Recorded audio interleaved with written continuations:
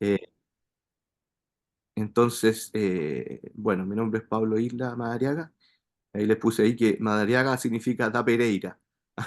Así que tengo muchos amigos que se llaman Pereira. Pero Madariaga en vasco significa Pereira, da Pereira en portugués.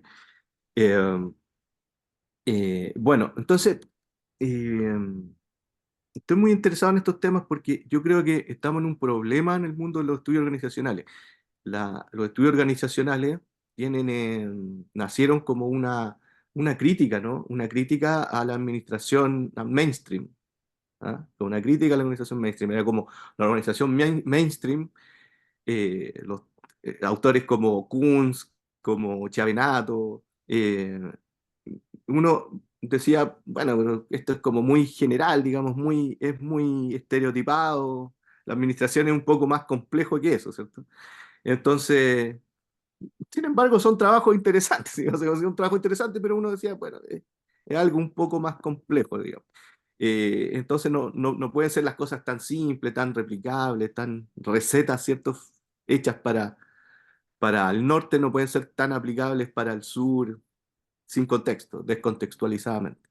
Entonces, esa era una crítica interesante, digamos. Así nacieron los estudios organizacionales. Entonces, la idea era aprender sobre, sobre las organizaciones más allá del olear, de la perspectiva de la administración mainstream. Ok, eh, entonces como que nace como una crítica, ¿ya? Nace como una crítica a lo establecido. Eh, pero en ese sentido es bien interesante porque lo que nació primero como una crítica luego se fue transformando en un criticar, digamos.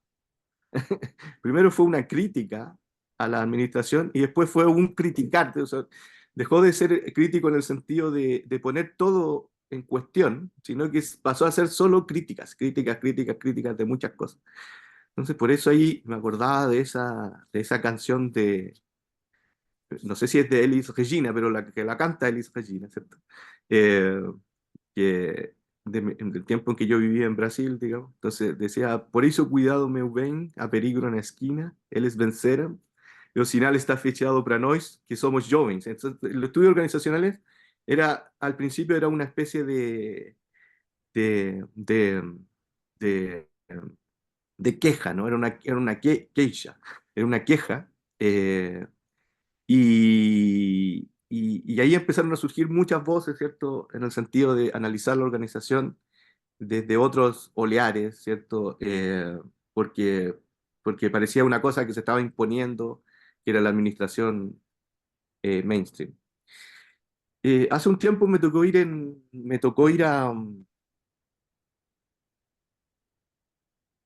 estar en Florianópolis, hace un año, el año pasado, y me acuerdo que había un encuentro ahí en la Universidad Federal Santa Catarina, había un encuentro sobre agroecológico, ¿no?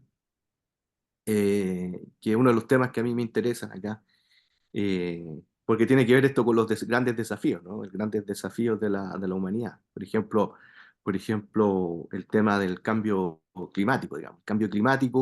Eh, el cambio climático pasa por el campo, pasa por la agricultura. Sin agricultura, sin forest, no hay forma de detener el cambio climático, porque la masa, digamos, de contaminación, de gases de efecto invernadero que ya están en la atmósfera, eh, ya producen cambio climático. O sea, no lo podemos parar reduciendo la contaminación, ¿no? Es insuficiente. Lo que hay que hacer es tratar de secuestrar carbono y secuestrar gases de efecto climático y volver a ponerlo en el suelo. Esa es la única forma. O sea, estamos en una fase donde ya no es suficiente parar la contaminación. No es suficiente para detener el cambio climático o para aminorar los efectos del cambio climático. Tenemos que volver a poner gases de efecto invernadero en el suelo. Entonces, y eso se hace solo, o por así decirlo, el 80-20. El 80% de eso es agricultura y forestry, agricultura y bosques. Eh, entonces, y como hay necesidad por comer, ¿cierto? Hay necesidad por la alimentación, la población humana es bastante grande, hay que, de todas maneras, esto pasa por la agricultura. Entonces, entonces hay una primera cosa, y por eso me interesaba participar de estos encuentros de agroecología en Brasil, porque Brasil obviamente es una potencia alimentaria mundial, ¿no? A veces nosotros perdemos la perspectiva de qué significa nuestra capacidad agrícola, digamos, la capacidad agrícola de Brasil, de Argentina, de Chile, ¿cierto? Perdemos la perspectiva. La otra vez, a propósito de la crisis en Argentina, se hablaba de cómo estaba creciendo la desnutrición en Argentina, siendo que Argentina produce alimentos para Argentina tiene algo así como casi 50 millones de habitantes y produce alimentos como para 4 veces su población. Entonces, pero está aumentando la desnutrición. Entonces, obviamente un sinsentido. Entonces, pero eso nos ayuda a entender un poco la importancia que tiene el agro, no solamente para nuestra economía, sino que para el mundo. Entonces, ahí hay un primer tema, que es que, ¿qué vamos a seguir haciendo? ¿Vamos a seguir luchando contra estas industrias que consideramos suyas? O precisamos transformarlas. En el caso del agro brasileño, en el caso del sector agrícola, pareciera haber como una lucha ahí entre la gente culta y la gente del campo, esa gente como bárbara del campo. Y pareciera ser que es un falso dilema, porque la verdad es que lo que hace la gente del campo es algo muy necesario para el mundo. Entonces, la verdad es que lo que se requiere es la transformación, es con la gente del campo, con la gente del campo. Acuérdense que ahí hay que tener en cuenta así lo que decía Pepe Mujica de Uruguay. Pepe Mujica decía decía, ojo, porque hay gente del campo y gente con campo. Gente do campo, gente con campo. Y hay que trabajar con ambos, ¿cierto? Hay que trabajar con ambos.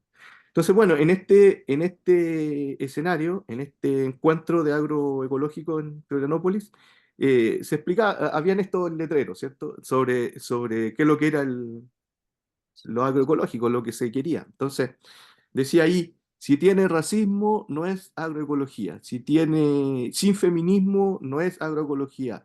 Sin esto, no es agroecología. Entonces yo pensaba, ya, me queda claro qué es lo que no es la agroecología, qué es lo que no podría ser, ¿cierto? Pero no me queda claro qué es la agroecología. Entonces, nosotros yo creo que nos ha pasado lo mismo en administración y en estudios organizacionales. Lo que nació como una crítica, finalmente es una crítica por la crítica. Se transformó en una crítica por la crítica, no para mejorar la administración. Entonces, y por eso me importaba participar en esta palestra, y por eso le agradezco mucho a María Luisa esta instancia, es porque el gran problema no es con los profesores senior, no es con los profesores ya establecidos. El gran problema es con la juventud, porque, porque ¿en qué medida nosotros somos capaces de invitar a alguien diciéndole lo que no es, en vez de decir lo que es? Entonces, ¿qué es lo que está pasando? ¿Qué es lo que yo creo que está pasando? Es que estamos siendo capaces de atraer solamente jóvenes muy ideologizados, Ujú. extra ideologizados. Y no el joven que está, y ese joven ideologizado está muy cargado de rabia y de miedo. Y no estamos atrayendo a los jóvenes cargados de esperanza. Y esos jóvenes cargados de esperanza son los que pueden mudar el agro en Brasil, los que pueden mudar la industria en Brasil, las finanzas en Brasil. ¿Mm? Entonces yo creo que ahí estamos en un problema, porque nos dedicamos durante mucho tiempo a decir lo que no es, pero no sabemos lo que es. Abandonamos el interés por lo que es. Entonces, ahora no tenemos nuestros mejores estudiantes ya no se quedan estudiando estos temas, y perdemos gente para mejores hospitales, para mejores escuelas, para mejor industria, para mejor finanza. Y entonces nos llenamos de, atraemos solamente, o nos quedamos muy concentrados en mostrarle a los estudiantes, a los jóvenes, la crítica y empezamos un poco a mirarnos el ombligo. Entonces, en esta conferencia, en esta conferencia, en Florianópolis, me acuerdo que había una parte, en esta conferencia agroecológica, había una parte donde yo no sé, porque es extraño para mis cánones chilenos, digamos, pero había como una parte donde había un acto de una tribu de ahí, supongo que del estado de Santa Catarina. Eh, entonces, a mí me pareció un poco chocante, digamos, me pareció un poco raro, digamos, ¿ah? Porque para mí era como un divertimento del hombre blanco conociendo al hombre indio. Entonces, ustedes saben que el sur de Brasil tiene una presencia muy fuerte europea, ¿cierto? Entonces, la verdad es que uno lo que ve dentro de la universidad en Santa Catarina y eso es básicamente muchos descendientes de europeos. Entonces era muy clara la diferencia racial, digamos, ¿ah? Que a veces no se habla de eso en Brasil, pero que es ostensible, es totalmente ostensible, digamos. Entonces era mucha la... Entonces esto era como bien chocante, digamos, porque casi todos los que estaban ahí adelante eran indígenas o de una tribu, digamos, no sé con el nombre, y los que estaban mirando eran todos blancos loiros. Entonces era bien chocante, digamos. Bueno, pero era un acto cultural, digamos, para mostrar eso. Y yo encontré un poco que era un poco era el sumum era el sumum de este tema a lo que hemos llegado, digamos, al final es como un escaparate de intereses personales, es un escaparate de, de, de quejas personales, de temas personales. Es como que lo que hemos logrado en buena parte en los estudios organizacionales y en la administración crítica, digamos, es como el sueño del neoliberalismo, el interés personal. Es mostrar tu problema, es mostrar tu queja, es mostrar tu dolor, pero no mostrar la esperanza de todos.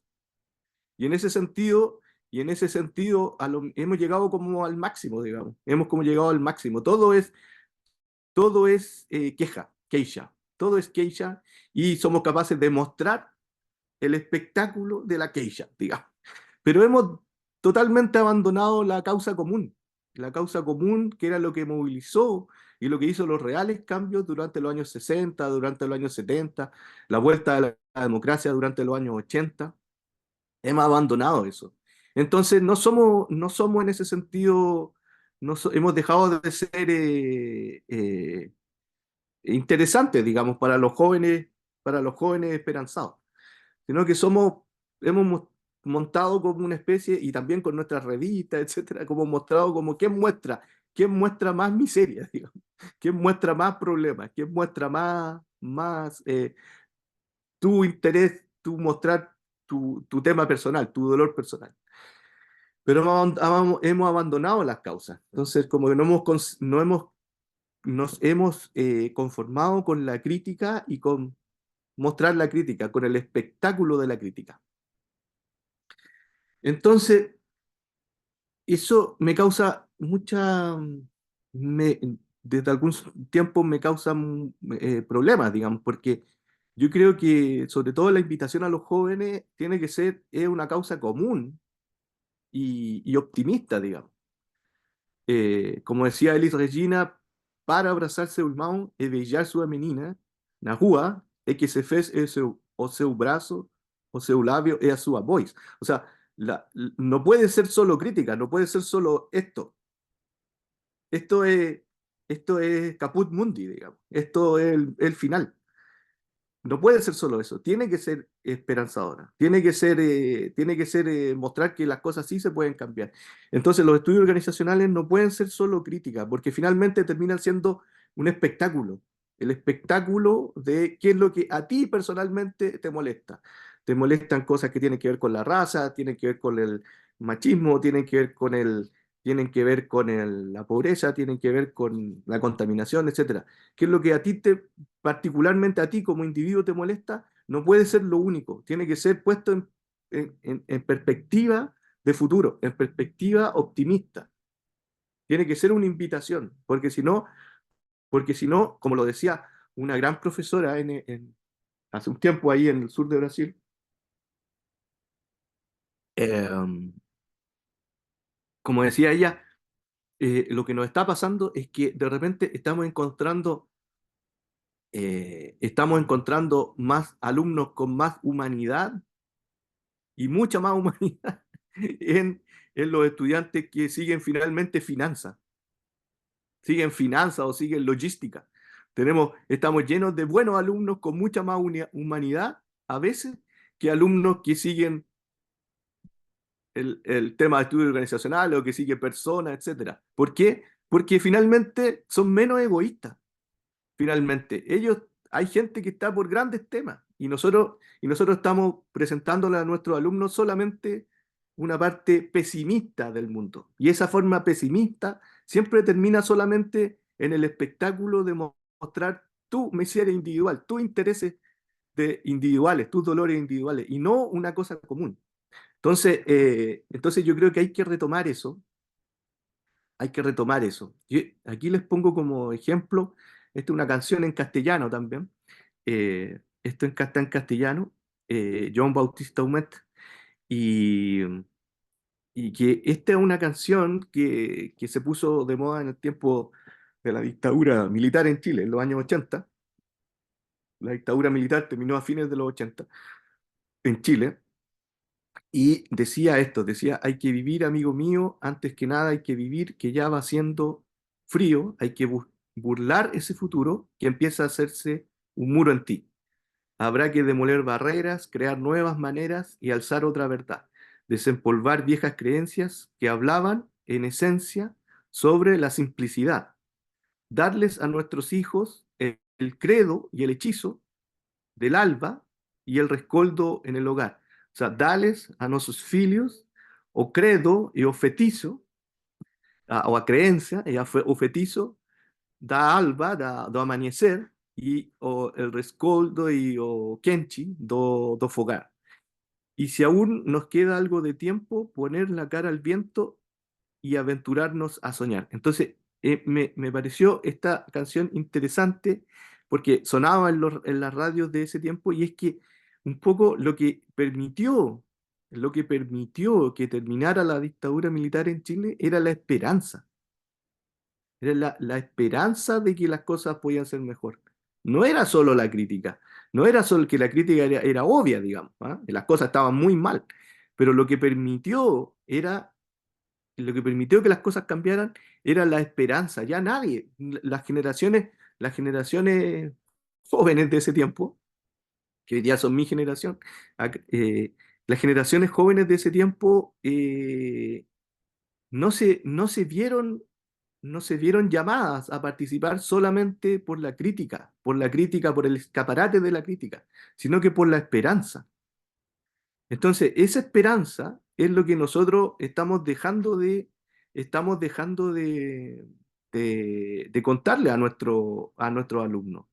Entonces, ha pasado a ser solo como, "Ya, cuénteme qué malo tiene el mundo. ¿Qué hay de malo en el mundo? Cuénteme". Es como una especie de show de qué es lo malo del mundo. Pero sin esperanza. Entonces, finalmente, ¿qué pasa con esos alumnos? Se van aislando, aislando, aislando y buscando la hiper lo malo del mundo en términos hiperindividuales, ¿ok? Sin construir un relato común, sin transformarlo en política, por ejemplo. Porque no se puede pasar, casi no hay salto a política desde solamente la queja. Desde la queja no se puede hacer el salto a la política, es solamente la queja. La queja está bien para quejarse, digamos, pero no sirve para actuar. Entonces, entonces parece que hay que ir un poco más allá. Entonces, yo creo que estamos en un momento que es como la mitad de la noche. Por eso puse esa imagen. Estamos en un momento que es la mitad de la noche, que las cosas, claro, se ven mal, digamos, pero Pero la mitad de la noche se puede pensar, la mitad de la noche se puede pensar como el amanecer o como el anochecer. O sea, estamos en la mitad de la noche, pero las cosas pueden ir mejor. Por ejemplo, por ejemplo, hay muchas cosas pasando en el agro. Por eso me llama mucho la atención esa como división que se hace, esa división que hace como la intelectualidad brasileña entre eso, esos bárbaros del agro y nosotros los iluminados de la ciudad. Eso me parece un dilema totalmente de este tipo, digamos. Me parece un show nomás, me parece un espectáculo, pero no es algo que invita a nadie, ni algo realista. O sea, porque el futuro de Brasil pasa por el agro y el futuro de Brasil pasa por la industria. Y el futuro de la humanidad pasa por el agro de Brasil, pasa por los bosques de Brasil, pasa por la biodiversidad de Brasil. Entonces, estamos en un momento que es la noche, pero esa noche podemos pensarlo como un amanecer. Entonces, eh, ahí me acuerdo que iba paseando justo, estaba pensando esas cosas en Florianópolis y encontré estaba pegado, literalmente, esto estaba pegado en un muro de ahí, no sé si el edificio de la rectoría o algo así, que había muchos mensajes como esto pegados por los alumnos. Entonces, faz escuro meu canto, porque amanhã vai chegar, vai ser tan lindo ver a cor do mundo mudar. Entonces, es muy diferente pensar en la noche como una noche última, y que eso es el estado de las cosas, a pensarlo como una noche que es el momento previo al amanecer.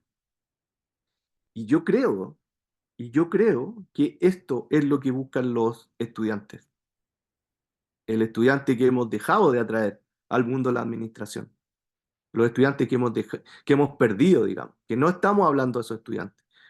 Porque yo no puedo atraer, o traigo solamente algunos estudiantes que están pensando solamente en lo malo del mundo, en lo ruin del mundo.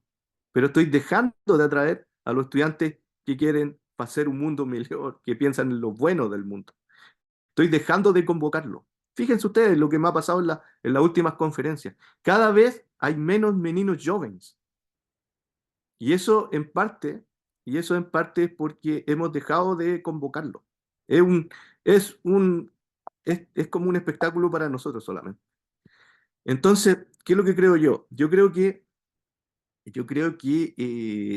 Que nosotros tenemos que volver a mostrar el amanecer. Eso fue lo que permitió. Este era el mensaje que finalmente terminó la dictadura militar en Chile. Es como, no más, digamos, queremos amanecer, queremos otra cosa, otra cosa. Entonces, eso es lo que invita a los jóvenes. Entonces, yo creo que eso debería estar puesto en el porvenir de los estudios organizacionales, esa invitación a lo nuevo, y sobre todo a cambiar desde esta perspectiva de la rabia y el miedo, que son personales, míos, a la perspectiva del optimismo inquieto, no un optimismo naif, no un optimismo ingenuo, digamos, de pensar que las cosas van a cambiar solas. Las cosas no van a cambiar solas, ahora lo sabemos eso.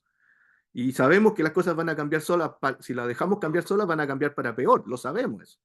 Porque sabemos que hay fuerzas que se están moviendo, ¿cierto? No un optimismo ingenuo, pero sí podríamos llamar un optimismo inquieto, pero que es de todos, que es de todos, que es luchar por causas comunes. Y no quedarnos solamente en esto, porque sobre todo en psicología, ¿cierto? Cuando hablamos de miedo y de rabia, si nosotros somos capaces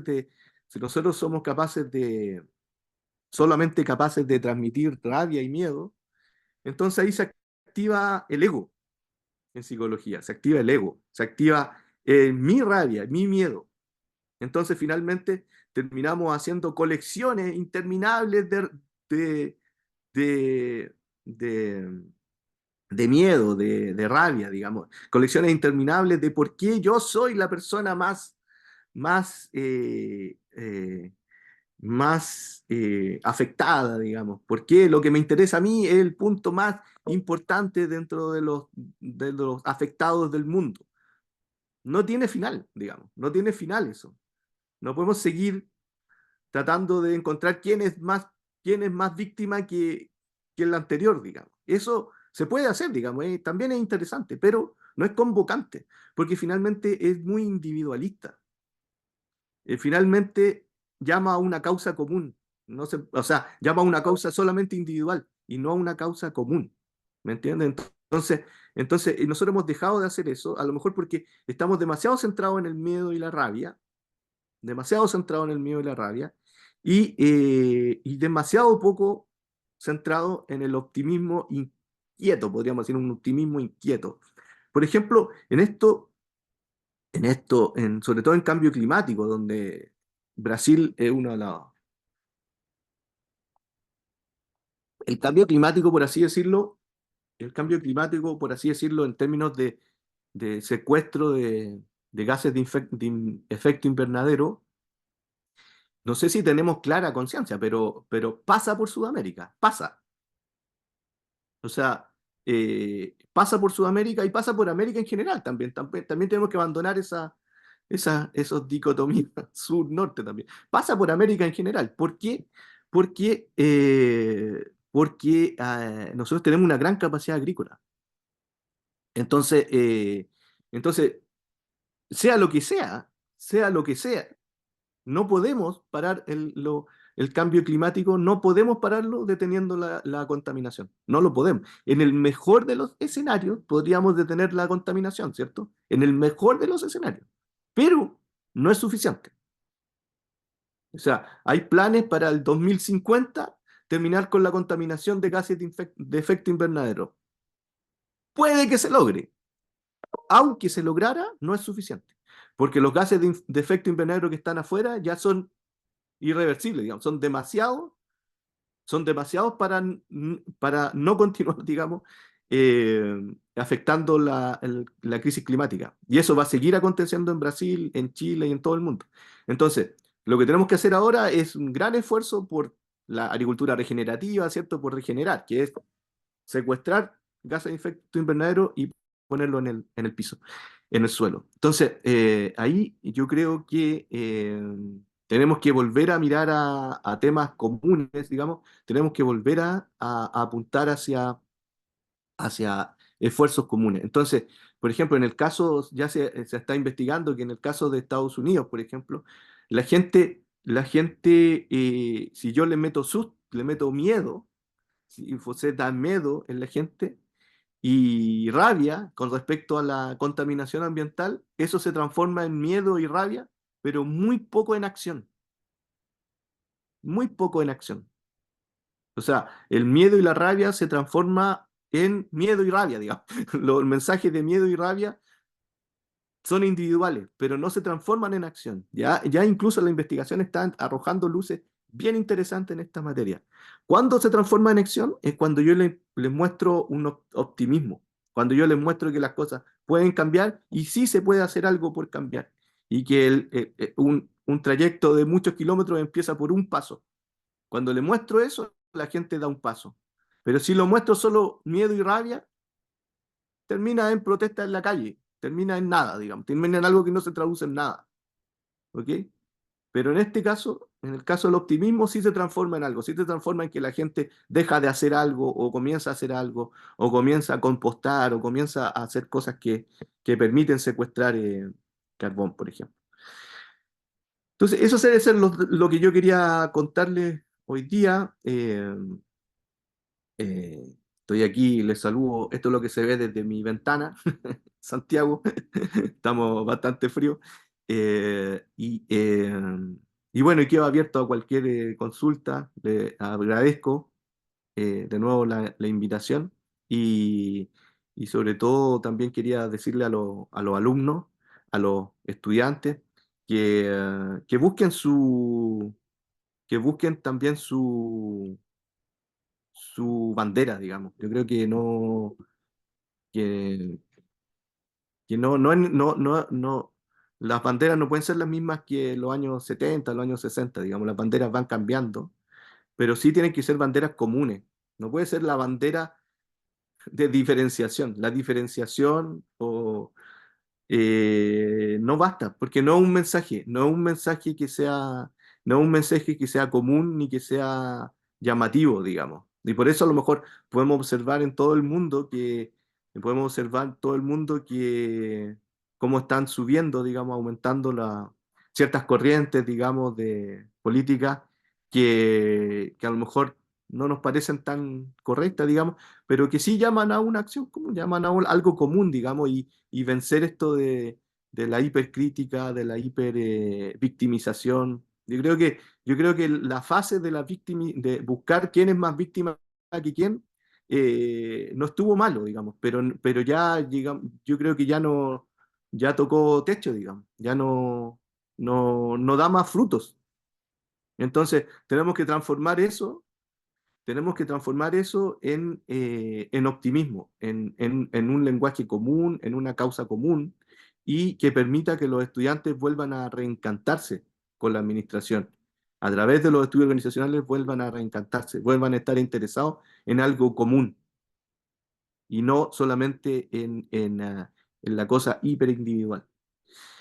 Ok, entonces eso quería contarles y les doy mucho las gracias y si tenían alguna consulta o comentario, feliz de comentar.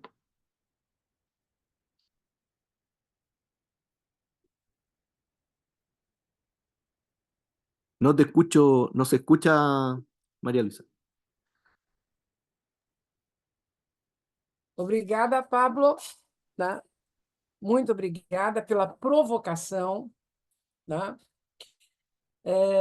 Você pode parar de compartilhar?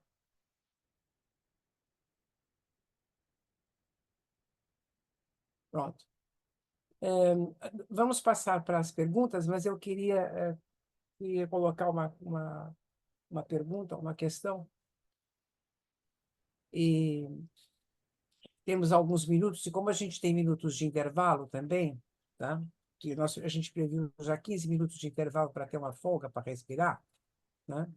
Então, se nós aqui tomarmos um pouco mais de tempo desse intervalo, acho que se ficar uns 5 minutos já está de bom tamanho.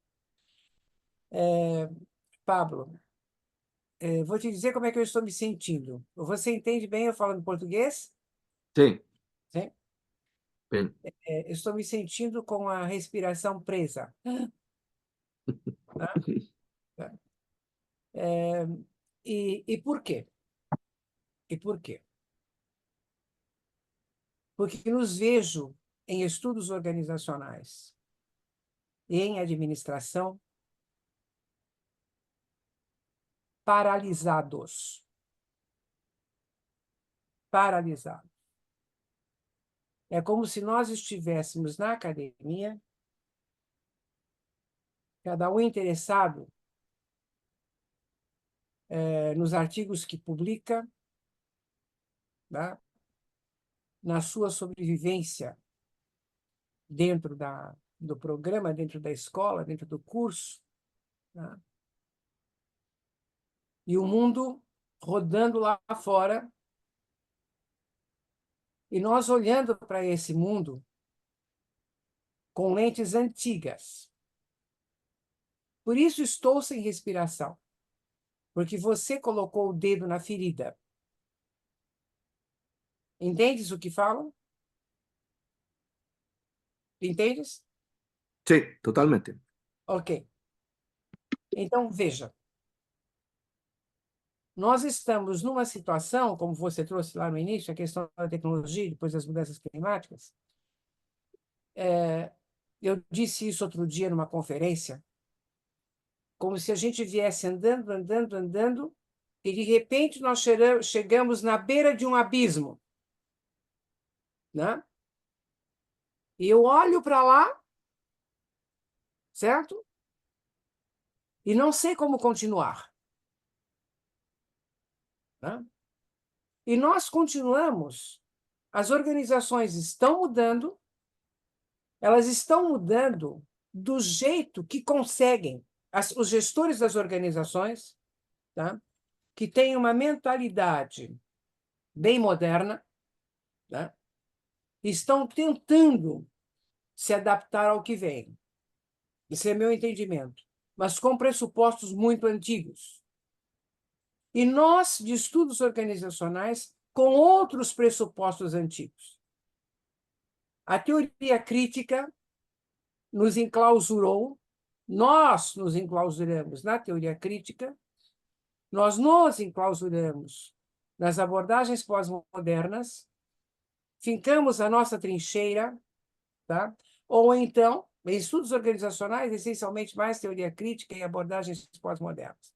E na administração, nos enclausuramos no positivismo, tá certo? Tá? E o mundo está frontalmente mudando e nós não sabemos como lidar com esse mundo que está mudando. Você nos diz, vamos sair desse enclausuramento da crítica, não que a gente a abandone, sob hipótese alguma, que se nós abandonarmos a crítica, também não sabemos para onde ir, né? Mas vamos construir alguma coisa com. Essa palavra com é uma palavra que tem me acompanhado muito. O com. Né? E aí, eu fico pensando, isso eu quero agora perguntar para você, te coloquei as minhas angústias, que já existiam e provocadas pelo que você está trazendo. Pablo, me parece que nós precisamos de uma outra forma. Você está dizendo otimismo e esperança. Mas o otimismo e a esperança vai se constituir numa outra forma de pensar, numa outra ontologia e numa outra epistemologia. Né? A mim me parece que o que nos falta é essa ontologia e essa epistemologia. Mas se nos falta, me parece que nós precisamos construí-la. É isso que eu quero colocar para você. Me parece que nós precisamos construir uma nova ontologia, uma nova epistemologia, e acho que só tem um jeito, é com. Não sei. Como você vê essa minha...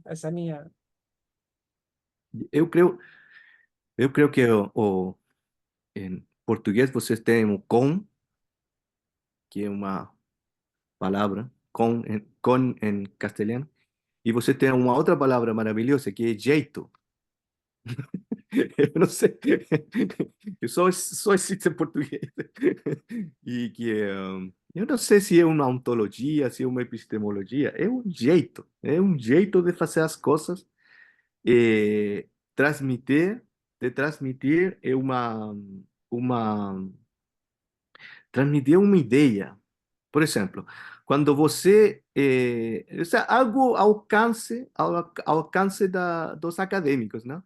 Por exemplo, Brasil, quando você vai ao Brasil, eu sempre fico, como eu morei um ano, né, no interior do estado de São Paulo, e Brasil tem uma coisa que muitas vezes para os brasileiros fica, não presta atenção, mas que para o estrangeiro é muito interessante, que é a arquitetura brasileira. Arquitetura brasileira. Não sou Oscar Niemeyer, não sou o grande planejador, Lúcio, não? Sim. Da Olá, Brasília. Amélia. Então, vou entrar numa reunião. Então, a arquitetura brasileira, conjunto nacional, São Paulo, eh, por onde você vai para Piracicaba, você vai para o interior do estado, você vai para... Tem aquela arquitetura brasileira. E a arquitetura brasileira que é própria do Brasil, que é o modernismo brasileiro, que não é o modernismo francês, que é próprio do Brasil, é uma ideia do Brasil, compreende? É uma ideia do Brasil, é uma ideia daquele país que, que é a ideia de Juscelino Kubitschek, daquela geração, não? Aquela ideia do país da União Brasileira, compreende? Que, porque se você pega um mineiro, que foi meu caso, não? Se você pega um mineiro, se você pega um gaúcho, se você pega alguém de São Paulo e você pega alguém do Bahia e do Norte, são gente muito diferente, compreende? O sea, isso não dá para entender para um chileno, para um argentino. Basicamente, Chile e Argentina somos todos quase iguais. Compreende? Em cambio, Brasil, de verdade, são mundos muito diferentes, porque porque tem incluso uma natureza diferente. Então, essa ideia de Brasil como união está reflexada na arquitetura brasileira, compreende? É uma ideia da união, é uma ideia da inclusão brasileira, é uma ideia do Estado como fator de união, compreende? Então, então eu acho que, claro, nós podemos transmitir uma nova ontologia, uma nova epistemologia, mas também podemos transmitir em termos simples, qual é que a nossa ideia convocante, a nossa ideia que invita, a nossa ideia que invita aos jovens a participar, a ser parte disso, porque isso aqui é parte de, poderíamos falar que o que está na arquitetura brasileira. Eu sempre, eu vou, cada vez que eu vou para São Paulo, por exemplo, eu tento comprar livros sobre arquitetura brasileira. E sabe que tem poucos livros de arquitetura brasileira. É incrível. É uma coisa incrível. O sea, tem poucos livros de arquitetura brasileira, aqueles livros grandes, certo? Tem poucos livros de arquitetura brasileira. Por quê? Porque em algum momento também Brasil deixou de ser esse orgulho brasileiro da proposta comum para ser só queixas particulares de quem é mais vítima de quem, ok? Então, e está bom, porque as vítimas sim existem as vítimas, mas não não falamos disso na perspectiva da ação, na perspectiva da comunhão. Falamos disso na perspectiva do indivíduo. Então, isso não é convocante as novas gerações. Isso não vamos ter novas gerações, aqueles, eles estão indo para as finanças. Isso é muito mais convocante em São Paulo, por exemplo. É muito mais dinâmico, mais rápido, tem um projeto, etc. Estão indo para outras partes e nós, na administração e estudos relacionados, estamos deixando de ocupar esse sentido. Somente o último ponto era que isso mesmo que aconteceu com a arquitetura brasileira, com o planejamento urbano brasileiro, aquilo mesmo é, é, é o romanticismo, não? É o romanticismo europeu, que aconteceu na Europa tempo atrás, que cara, a gente tem que se inventar um mundo. Tem que se inventar um mundo, sabe? Porque senão só tem medo. Se você não tem um mundo comum, só tem medo, só tem raiva. A gente tem que se inventar um mundo. E nós temos que, como professores, nós como acadêmicos, nós temos aquela responsabilidade de propor um mundo para as quase crianças, não, que entram na universidade. Temos que propor um mundo assim como faz a arquitetura. A arquitetura não poderia, se uno compreende a arquitetura desde a perspectiva individual, então nunca é satisfatória, nunca. A arquitetura não está feita para você, não está feita para mim. A arquitetura está feita para todos. Compreende? Essa é a mensagem. Ok, Pablo, temos aqui o professor Cleverson com a mão levantada. Bom dia a cada um, a cada uma. Minha primeira palavra é um pedido de desculpas ao professor Pablo. Eu lamento não ter conseguido entrar mais cedo e já vi que realmente foi uma perda muito importante para mim, uma perda pessoal. Mas na parte que conseguiram ouvir, a parte mais ao final e também agora nesse diálogo com a professora Malu, eu pergunto a você, professor Pablo, quando você ao final faz uma proposição sobre um otimismo inquieto coletivo, eu pergunto se eu poderia alternativamente falar num inconformismo inquieto coletivo e numa indignação inquieta coletiva. Sim, eu acho que são ambos, não? Ambas, mas eh, eh, o que hemos visto é que a indignação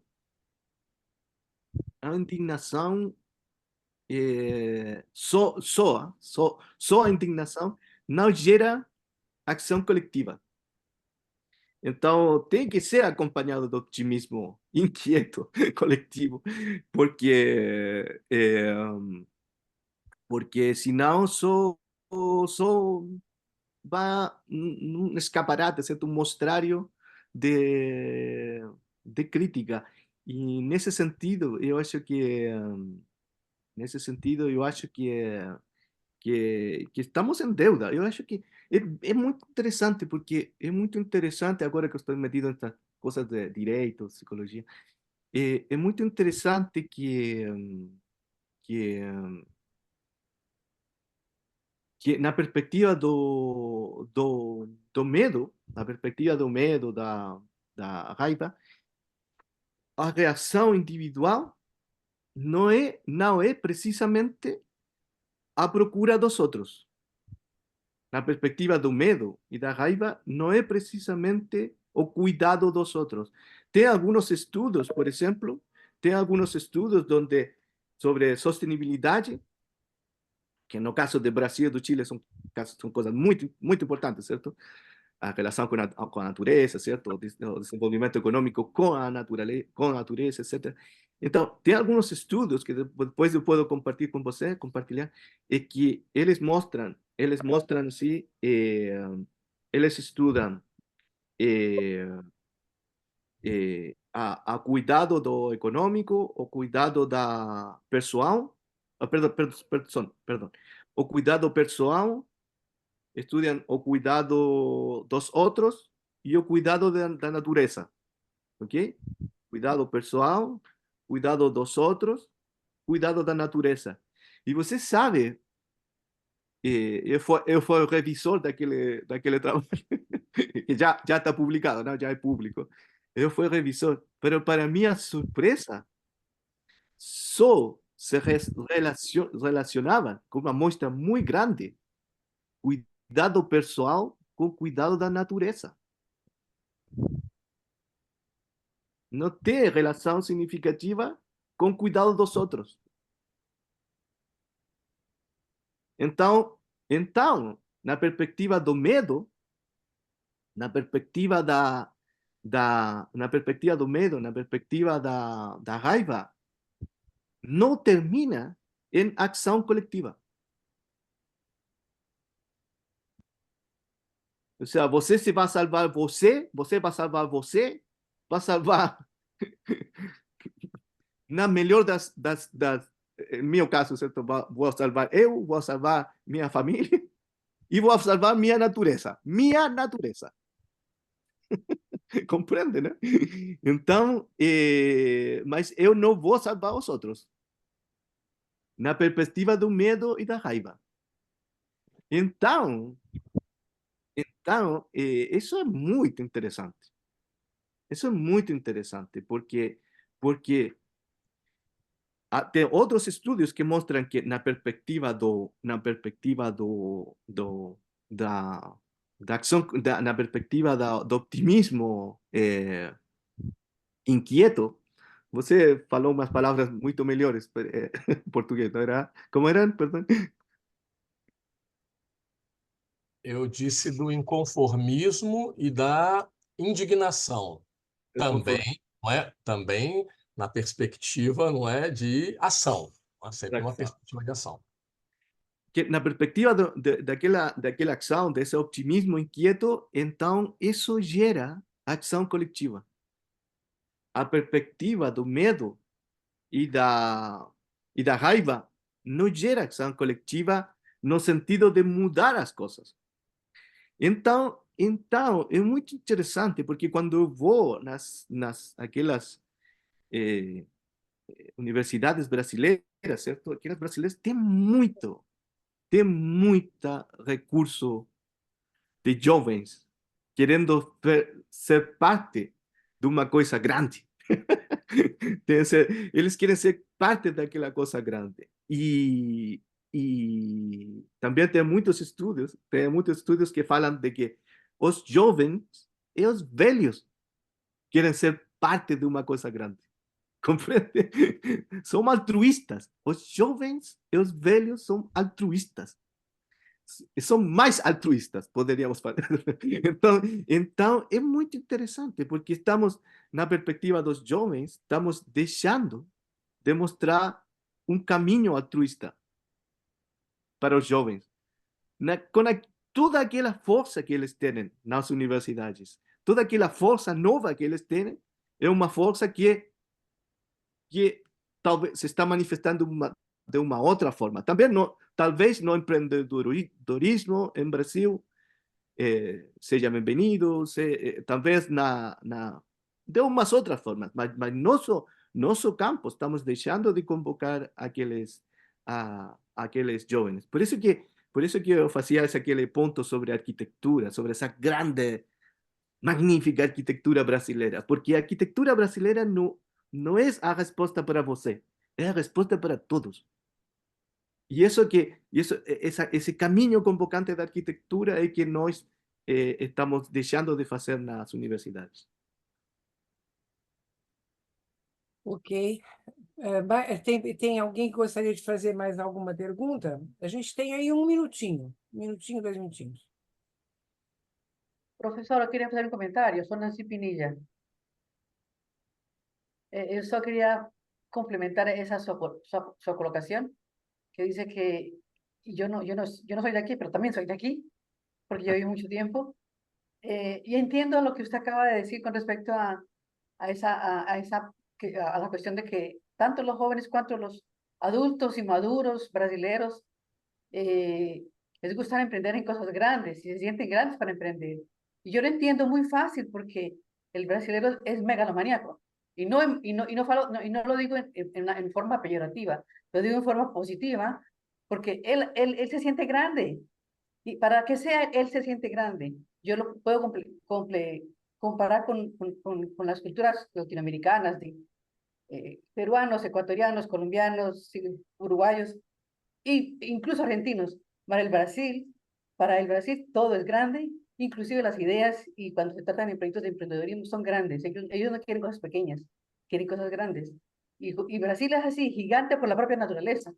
Entonces, para mí es súper fácil decirlo y entenderlo. Bueno, pena que se pierde solamente en esa grandiosidad, porque hay mucho por hacer en cuestiones de ahora, cultura organizacional. El emprendedorismo brasileño es muy pujante, sobre todo en los jóvenes, es muy pujante, pero se pierde mucho en querer hacer el diálogo con él mismo y con la naturaleza, pero poco piensa en otro, que piensa en él, piensa en su empresa, yo lo veo porque yo apoyo muchos proyectos de emprendedorismo sustentable y social, y eso se acontece. Los Faria Limers son perfectamente un icono de eso, y los Faria Limers son los pequeños empresarios, grandes emprendedores brasileros que están aquí en el Centro Financiero de San Pablo, en la avenida Faria Lima. Y espero no ser positivista además, pero eso es lo que yo siento y lo que yo percibo. Gracias. Sí, yo creo Bom, que... Dime, María Luisa. sigue. Ya. No, yo creo que yo creo que ese es un tema que no es solo de Brasil, digamos, ¿ah? Es un tema que atraviesa muchas culturas, digamos. Eh, pero particularmente en Brasil, si hay una historia, digamos, si hay una historia de acción común, si hay una historia de acción común, incluso a nivel de los estados. Eh, Me llamaba mucho la atención que cuando yo vivía en el interior del estado de Sao Paulo, eh, los paulistas, ¿cierto? Que hacen la diferencia ahí con paulistano y paulista. No sé si sigue siendo eso, ¿no? Pero yo me acuerdo que mis amigos eran muy orgullosos de Sao Paulo. El interior del estado de Sao Paulo era muy orgulloso de yo creo que yo creo que yo creo que la gente quiere una historia común, digamos, una historia común sobre su tierra, sobre yo creo que en ese sentido a lo mejor hemos abandonado eso en Brasil. En Brasil se siente mucho la tensión entre la ciudad y lo que es el interior, ¿cierto? Entre todas las ciudades y el interior. Hay mucha tensión, digamos, hay mucho. Y yo creo que ese también a lo mejor es uno de las avenidas a recorrer. Y yo creo que por eso un poco el tema de la simplicidad. O sea, yo creo que hay que tratar de entender qué es lo que hay adentro. Por ejemplo, yo conocí mucho a mi amigo del interior de Sao Paulo, que desde la ciudad de Sao Paulo decían algo así como agro boys, algo así. Y- y- pero mi amigo del interior de Sao Paulo eran gente perfectamente consciente, digamos, y culta, digamos. Entonces había una perfecta, pero claramente era muy diferente a alguien de la USP. Era muy diferente, ¿no? Incluso si você pega dos grandes universidades brasileiras do estado de São Paulo, a USP e a Unicamp são muito diferentes. E os alunos. Então, eu acho que é preciso mas conhecer com mais simplicidade, conhecer o que acontece, conhecer o que é o mundo do interior. Eu acho que isso foi uma das grandes. Eu li um tempo atrás, li a, a, a biografia de Getúlio Vargas, uma das biografias, não? Uma biografia larga que tem 2 ou 3 tomos, algo assim. Então, me parecia muito interessante. Bueno, Getúlio Vargas é um personagem, não? Tremendo personagem muito controversial, ¿cierto? Sí, pero me parecía muy interesante una parte da historia. Era cuando aquele jovem él era gaúcho, ¿no? Era Rio Grande do Sul, ¿no? Cuando aquele jovem va a estudiar Direito a Minas Gerais, va a estudiar, o Belo Horizonte, va a estudiar Direito a Belo Horizonte, quando ele faz o trajeto entre o Sul e o centro do país. Então, e não foi para São Paulo ou para Rio de Janeiro, foi para Belo Horizonte. Então é muito interessante de conhecer, então, que é o interior do Estado, o interior do Brasil. O interior do Brasil não é o que não é cidade. O interior do Brasil não é o que não é civilizado. O interior do Brasil é uma espécie de coração do Brasil, que você tem que compreender. Você tem que entender para mudar o Brasil. Você não pode mudar o Brasil de Rio de Janeiro ou de São Paulo. Não pode mudar o Brasil. Você tem que mudar o Brasil desde o interior do Brasil. Então, por isso quando eu cresci, bom, eu terminei morando em Americana, porque eu estudei meu grado, né? Eu estudei nos Estados Unidos. E aí formei na minha administração de empresas, e aí meus companheiros de turma eram brasileiros, da Unicamp. Então, por isso que eu terminei morando no interior, porque eles me invitaram, eles tinham uma startup, eles tinham uma empresa. Eles me falaram, vem para cá, Pablo, porque era um projeto, etc. Então,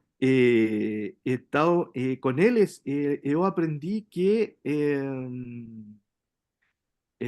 não tem nada, não, agora eles moram em São Paulo, eles têm empresa, têm startup, eu junto com eles, não tem nada malo isso. Eles não tem nada malo, eles estão utilizando sua energia, eles estão utilizando sua energia para fazer algo grande, compreende? Nos seus termos, seus termos.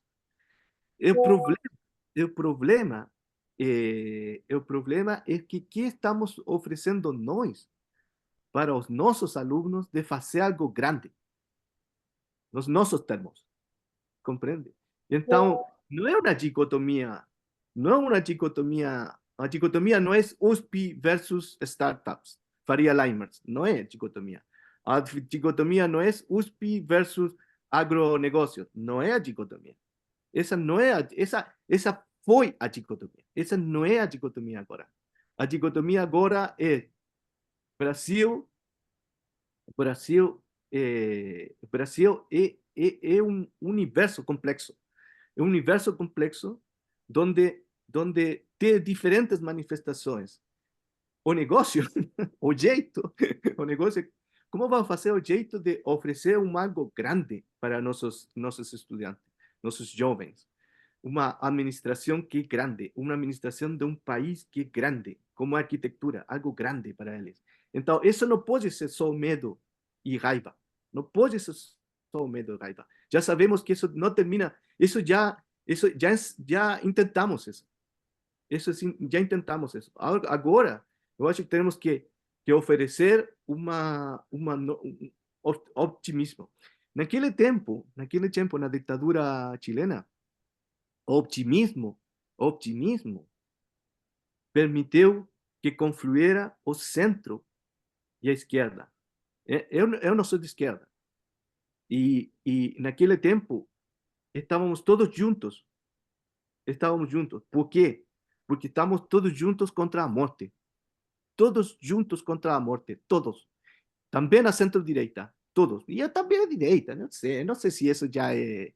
Não sei se é.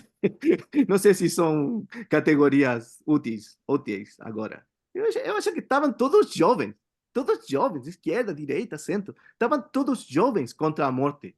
Nenhum jovem falava, não, sim, é bom por objetivos políticos que você mate algum outro. Nenhum jovem falava isso. Direita, esquerda, centro, tá mesmo. O negócio era que toda uma geração queria outra coisa, queria esperança.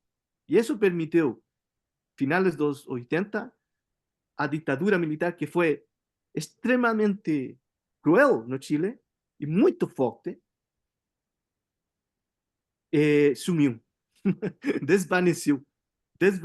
Por quê? Porque tinha uma geração que não muito bom.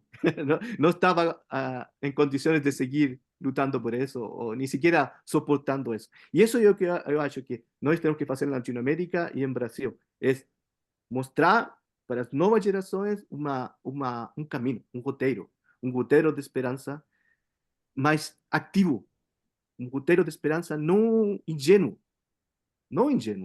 Es que no, eu trabalho agora no agro, aqui no Chile, estou interessado nessas coisas, assim, agronomia regenerativa. Es que tem pessoas que vão a fazer ruim no campo, que vão fazer ruim no bosque, que vão talar o bosque. Es que tem pessoas que vão fazer isso. Lógico que tem pessoas que vão fazer isso. Mas também tem pessoas no campo, também tem pessoas no agro que estão tentando fazer as coisas bem. Tem novas gerações de agrônomos, tem novas gerações de pessoas, de profissionais que estão tentando fazer as coisas bem. E o que vocês fazem em Brasil tem uma repercussão global, porque é um dos países mais grandes do mundo e uma das agriculturas mais grandes do mundo. Então tem uma repercussão global. Então, a invitação é ao roteiro. Tal como a arquitetura brasileira, cada vez que pensemos o que vamos a fazer, vamos a caminhar pelo conjunto nacional. Isso é o que temos que fazer, conjunto nacional. Ok, Pablo, muito obrigada. Agora